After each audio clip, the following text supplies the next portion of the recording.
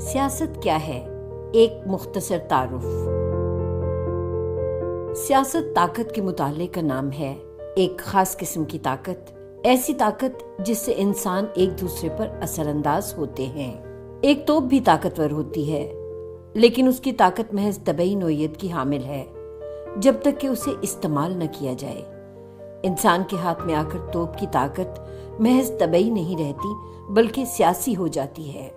ایک علمی شعبے کی حیثیت سے سیاسیات طاقت کے بارے میں سوال کرتی ہے، مثلا یہ کیا ہے، اسے کن حالات میں کس کے ہاتھ میں ہونا چاہیے، اسے کس طرح اور کن مقاصد کے لیے استعمال کیا جانا چاہیے، کیا اس کا مؤثر استعمال زیادہ اہمیت رکھتا ہے یا اس کا منصفانہ استعمال۔ اگر آپ پوچھنا چاہتے ہیں کہ طاقت کے بارے میں یہ سب جاننا کیوں ضروری ہے تو ذرا غور کریں کہ آپ کا اس ویڈیو کو دیکھنا کیوں کر ممکن ہوا۔ جس ڈیوائس پر آپ یہ ویڈیو دیکھ رہے ہیں اسے کچھ محنت کشوں نے بنایا ہے، جنہیں ان کی آجر کمپنیاں بتاتی ہیں کہ انہیں کیا کرنا ہے۔ یہ کمپنیاں بذات خود اپنے اپنے ممالک کی طے شدہ قوانین پر عمل پیرا ہیں، اور یہ سب ممالک ایک پیچیدہ بین الاقوامی نظام میں ایک دوسرے کے شانہ بشانہ رہ رہے ہیں۔ یہ کہا جا سکتا ہے کہ اس ڈیوائس کا سب سے اہم جزو بجلی، شیشہ یا پلاسٹک نہیں بلکہ ان ممالک کی طاقت ہے۔ سیاسی نظریہ کی شکل میں طاقت کی ماہیت پر بحث اول قدیم یونان میں شروع ہوئی۔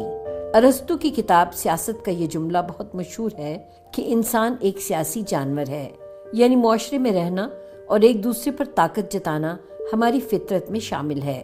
ہم اس طاقت کو کس طرح منظم کرتے ہیں کا جواب ارسطو کے مطابق ہماری اپنی منشا پر منحصر ہے۔ تھیوسیڈیڈیز نے اپنی کتاب the history of the Peloponnesian وار میں ریاستوں کے مابین طاقت کی بنیاد پر استوار تعلقات کا جائزہ لیا ہے۔ اس کا کہنا ہے کہ طاقتور اپنی منمانی کرنے کے لیے آزاد ہے، جبکہ کمزور کا مقدر طاقتور کی چیرہ دستیوں کا نشانہ بننا ہے۔ یوں مقامی سیاست کے نظریہ ساز جو قوانین کی بات کرتے اور بین الاقوامی تعلقات کے نظریہ ساز جو ایسی انارکی کی بات کرتے جہاں نہ تو کوئی مسلمہ قیادت ہے اور نہ قانون کی پناہ میں امان ملنے کی کوئی ضمانت میسر ہے، دونوں کے درمیان ایک ایسی تقسیم پیدا ہوئی جو آج تک چلی آ رہی ہے۔ 1000 سال بعد لبرلزم کے جنم نے سیاسی فکر اور نظریہ سازی کو ہمیشہ کے لیے بدل کر رکھ دیا۔ عمرانی معاہدے یا سوشل کانٹریکٹ کے نظریہ کاروں جیسا کہ تھامس ہوبز، جان لاک اور روسو نے غور کیا کہ ان کے معاشروں میں کس طرح طاقت کا استعمال کیا جاتا ہے، جہاں بادشاہوں کا دعویٰ ہے کہ حکومت کرنا ان کا حق ہے۔ انہوں نے کہا کہ حکومت صرف تب ہی جائز کہلائے گی جب عوام اسے خود پر حاکمیت کی اجازت دیں۔ ان مفکرین کی اثر پذیری نے گویا سیاسی دنیا کو سر کے بل کر دیا۔ ان کا کہنا تھا کہ حکومتوں کو اقتدار کا حق خود بخود نہیں ملتا، بلکہ عوام کو یہ انتخاب کرنے کا حق ہے کہ وہ کس طرح اپنی مرضی کی حکومت کے زیر سایہ رہنا چاہتے ہیں۔ طاقت کی تقسیم کا یہ لبرل تصور آج بھی ہماری دنیا کا تعین کرتا ہے۔ سیاست اس وقت سب سے زیادہ دلچسپ ہوتی ہے جب یہ بحث و مباحثے کا موضوع بنے، جب کھل کر اظہار خیال کیا جائے اور دوسروں کی رائے کو سمجھا جائے۔ تھامس پین اپنی کتاب آدمی کے حقوق اور ایڈمنڈ برک انقلاب فرانس کے موضوع پر اپنی کتاب میں لبرلزم کے بنیادی نظریات کے بارے میں 2 مختلف نقطۂ نظر کی عکاسی کرتے ہیں اور سوال اٹھاتے ہیں کہ کیا واقعی لوگ ہی سیاسی قوت کا حتمی سرچشمہ ہیں۔ سرد جنگ کے تناظر میں ہمیں 2 متضاد مناظر نامے ملتے ہیں۔ فرانسس فوکویاما اپنی کتاب تاریخ کا خاتمہ اور آخری انسان میں ایک ایسی دنیا یا لبرل ورلڈ آرڈر کی پیشگوئی کرتا ہے جہاں امن اور خوشحالی ہے۔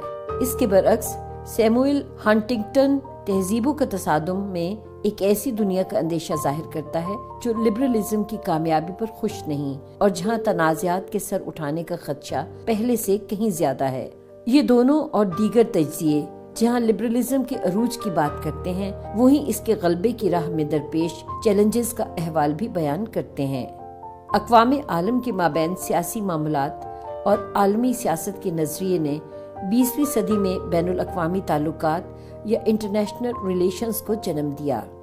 بین الاقوامی تعلقات کے ماہرین بین الاقوامی سیاست کی نقشہ گری کرنے والی بنیادی قوتوں کو سمجھنے میں دلچسپی رکھتے ہیں۔ وہ تھیوسیڈیڈیز کے نقش قدم پر چلتے ہوئے حقیقی شواہد کی بنیاد پر ایسے نظریات تشکیل دینے کی کوشش کرتے ہیں جن کی بنیاد پر پیش گوئیاں کرنا ممکن ہو۔ یہ ویڈیو سیاسیات کا ایک مختصر سا تعارف یا ایک قطرہ تھا۔ علم کے بے انت سمندر کا سفر آپ کو سیاسی نظریات اور ان پر نہ ختم ہونے والی بحثوں کو سمجھنے میں مدد دے گا۔ ماضی میں معاشرے کے بارے میں نظریات کیسے قائم ہوئے، وہ کس طرح ہمارے حال پر اثر انداز ہوتے ہیں، اور یہ کہ وہ ایک سیاسی معاشرے کو تشکیل دینے اور دنیا کا مستقبل سمجھنے میں کیسے ہماری مدد کرتے ہیں۔ آئیے ان سوالوں پر غور کرتے ہیں۔